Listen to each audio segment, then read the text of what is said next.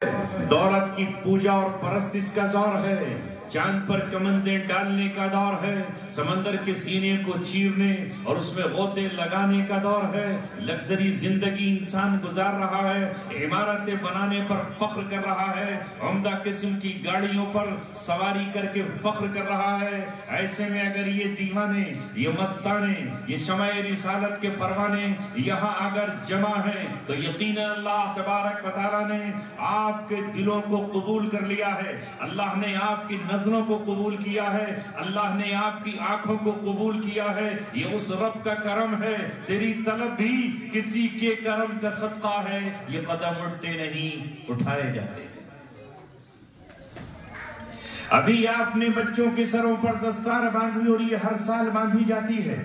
ابھی آپ سے قرآن کی محبت میں مال کے مطالبہ کیا گیا اور آپ نے مفتی خالد صاحب کے ہاتھ پر نوٹ برسا دیے۔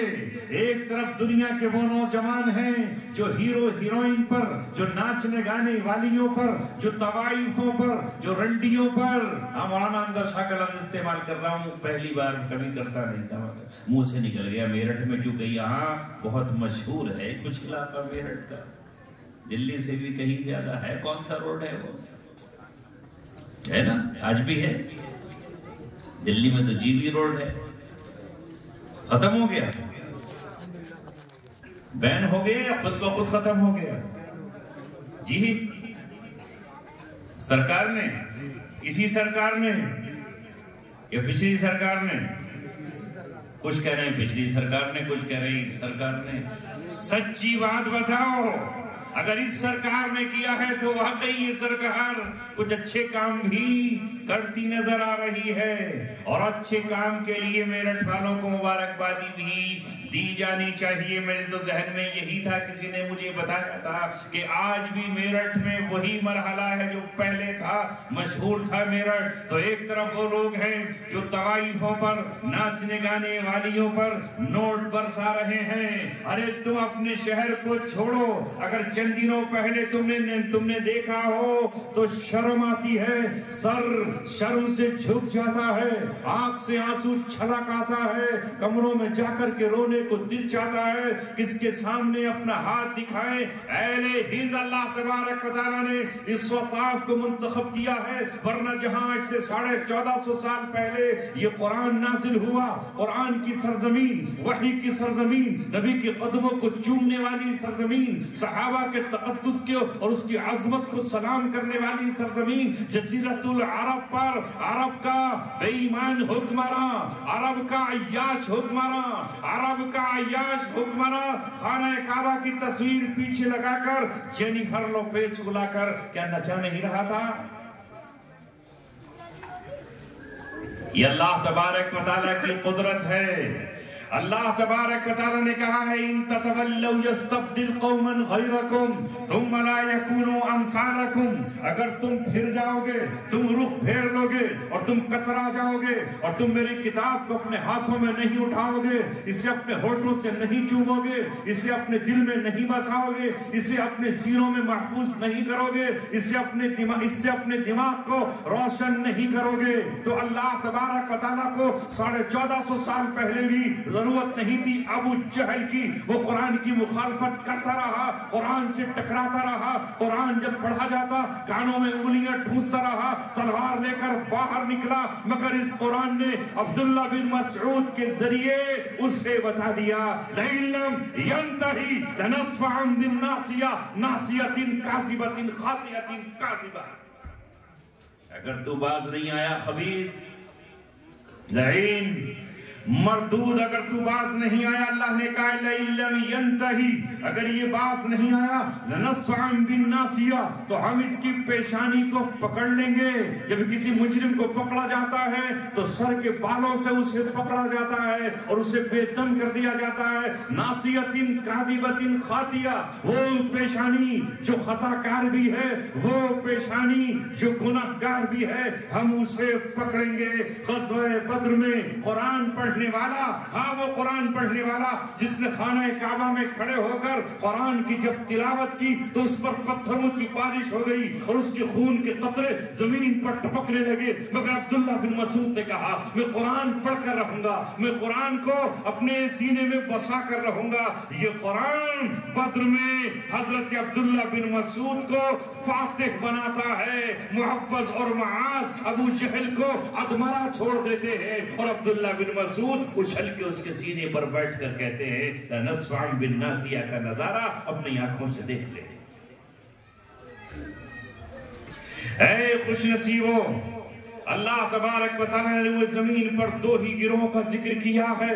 ایک گروہ وَأَمَّا الَّذِينَ سُعِدُوا فَفِي الْجَنَّةِ، جو لوگ سعادت مند ہیں، جو لوگ خوش نصیب ہیں، جن کے نصیبہ جاگ اٹھا ہے، جن کا مقدر جاگ اٹھا ہے، وہ جنت میں ہوں گے۔ وَأَمَّا الَّذِينَ شَقُوا فَفِي النَّارِ، اور جو بدبخت ہیں اور جو کم بخت ہیں اور جن کا نصیبہ برباد ہے اور جن کی تقدیر پھوٹ گئی ہے، وہ جہنم میں ہوں گے۔ فَرِيقٌ فِي الْجَنَّةِ وَفَرِيقٌ فِي السَّعِيرِ۔ دنیا میں دو ہی گروہ ہیں، ایک گروہ جنت والا ہے اور دوسرا جہنم والا ہے۔ یہ قرآن اعلان کر رہا ہے لا یستوی اصحاب النار واصحاب الجنہ، جنت والے اور دوزخ والے برابر نہیں ہو سکتے، برابر نہیں ہے۔ لا یستوی اصحاب النار واصحاب الجنہ، اصحاب الجنت هم الفائزون، جو جنت میں پہنچ گئے وہی کامیاب ہونے والے ہیں۔ تم سمجھتے ہو وہ کامیاب ہے جن کی کاؤنٹنگ آج ہوئی ہے؟ یہ سمجھتے ہو نا جن کی کاؤنٹنگ آج ہوئی ہے وہ کامیاب ہو گئے، اور جو آج کاؤنٹنگ میں ہار گئے وہ ناکام ہو گئے۔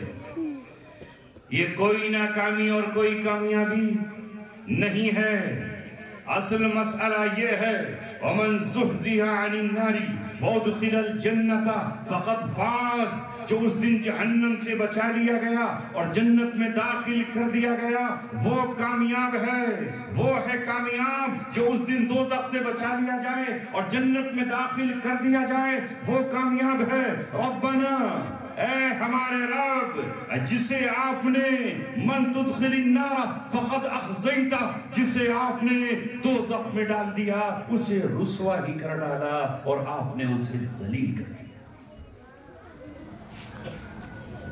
آج اپنی خوش نصیبی پر گھر جا کر سجدہ شکر ادا کرنا۔ ابھی بھی نہ جانے کتنے نوجوان ہوں گے جو نائٹ کلب میں بیٹھے ہوں گے، نہ جانے کتنے نوجوان ہوں گے جن کے ہاتھوں میں موبائل ہوں گے اور وہ رنگین مناظر دیکھ رہے ہوں گے، آنکھوں سے گناہ کر رہے ہوں گے اور دل کو گناہگار بنا رہے ہوں گے۔ ایسے میں اللہ تبارک و تعالیٰ نے ہر سال آپ کو ان معصوموں کی خاطر یہاں بلایا ہے۔ اللہ تبارک و تعالیٰ چاہتا ہے کہ تم اللہ تبارک و تعالیٰ کی کتاب سے جڑ جاؤ۔ اللہ تبارک و تعالیٰ کو کسی کی پرواہ نہیں ہے۔ میں نے پرسوں ایک مقام پر کہا تھا اور اہل میرٹھ آج آپ سے پھر کہہ رہا ہوں، اللہ تبارک و تعالیٰ عربوں کا محتاج نہیں ہے، اللہ تبارک و تعالیٰ سرزمین عرب کا محتاج نہیں ہے۔ اگر عرب اللہ تبارک و تعالیٰ کی بات نہیں سنیں گے تو اللہ تبارک و تعالیٰ عجمیوں کو قبول فرما لے گا۔ ابو جہل قرآن کی مخالفت پر آیا، ابو لہب قرآن کی مخالفت آ رہا تو اللہ تبارک و تعالیٰ نے حضرت بلال رضی اللہ تعالیٰ عنہ کو قرآن کے لیے منتخب فرما لیا۔ ابو جہل مارا گیا، ابو لہب سڑا کر کے خاک کر دیا گیا اور ابو لہب کو وہ ذلت آمیز موت ہوئی کہ اس کے بیٹوں نے بھی اس کو دفن نہیں کیا، یہاں تک کہ کچھ حبشی غلام لائے گئے، انہوں نے ڈنڈوں سے ڈھکیل کر اور پتھر ڈال کر کے اسے دفن کیا۔ اس لیے آج اللہ رب العزت نے پھر دوبارہ سے وہی منظر دکھایا ہے اور قرآن اعلان کر رہا ہے، اے عربو تمہارے پاس دولت ہے، اے عربو تمہارے پاس سونا ہے، اے عربو تمہارے پاس چاندی ہے، اے عربو تمہارے پہاڑوں میں سونے کے پہاڑ موجود ہیں، تمہارے پاس پیٹرول ہے، تمہارے پاس دولت ہے، تم عمارت بنانے میں لگو، تم ناچنے والوں کو نچاؤ، تم اپنی دولت اور پیسہ زناکاروں پر لٹاؤ، عیاشیوں پر لٹاؤ۔ ہم ہند کی سرزمین پر کسی रिक्शा बॉलर के बेटे को कबूल करेंगे, हम हिंद की सरजमीन पर किसी फल लगाने वाले ठेले वाले के बच्चे को कबूल कर लेंगे, हम सरजमीन हिंद पर किसी झोपड़ी में पैदा होने वाले किसी बच्चे को कबूल करेंगे। ये तुम्हारे सामने जो गुनाहगार बैठा है, जो अल्लाह तबारक व तआला के कलाम की तशरीह और तफसीर तुम्हारे आज मदरसे में भी सुना रहा है, और जिसने जेल की सलाखों में, जेल की तन्हाइयों में भी इस कुरान को नौजवानों को पढ़ाया है, बच्चों को पढ़ाया है, क्रिमिनलों को सिखाया है। बहुत से नौजवानों के हाथ से जो जेल की सलाखों में थे, उनके हाथों से जान तुड़वाए हैं और शराब से तौबा कराई है, इसमें से उन्हें बांध रखा है, कत्ल करने वालों को कत्ल की वईदें सुनाई है, और आखिरत की जन्नत की उन्हें जन्नत की वईदें नहीं बल्कि उनसे वादे सामने रखे हैं। तो उन्होंने अपनी तलवारें फेंक कर, अपने खंजर फेंक कर, अपने पिस्टल और तमंचे फेंक कर एक दूसरे के गले में हाथ डाल करके अपने आप को भाई भाई की शक्ल में पेश किया।